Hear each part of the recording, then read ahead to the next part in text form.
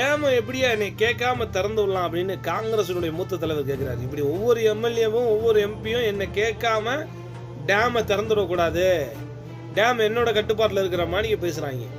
நான் என்ன கேட்குறேன், இப்படியெல்லாம் கேட்குறவங்க அந்த தண்ணீர் வருகின்ற பாதையில் தாழ்வான பகுதியில் வசிக்கின்றவர்களை பாதுகாப்பாக முதல் அவர்களுக்கு ஒரு தகவல் கொடுத்து அவர்களை அப்புறப்படுத்திட்டு தண்ணியை திறந்துடுறாங்களா?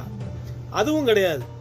இதை இவங்கள தண்ணியில் வேணும்னே காப்பாற்றுற மாதிரி ஒரு சீனை போட்டு அதை டெலிவிஷனில் காட்டி மீட்பு பணி 1000 கோடி 2000 கோடி, நிவாரண நிதி 6000 கோடி, மேம்பாட்டு திட்டம் அப்படின்னு சொல்லி அதில் ஒரு 10,000 கோடியை போட்டு 10,000 15,000 கோடி இதுலேருந்து கொள்ள தான் அடிக்கிறாங்கள ஒழிய இந்த மக்களுக்கு இந்த நீர்வள தடத்தில் இருக்கக்கூடிய மக்களை பாதுகாப்பாக அவர் அப்புறப்படுத்திட்டு வெள்ளத்தை திறந்து விடுற தண்ணீரே கிடையவே கிடையாது.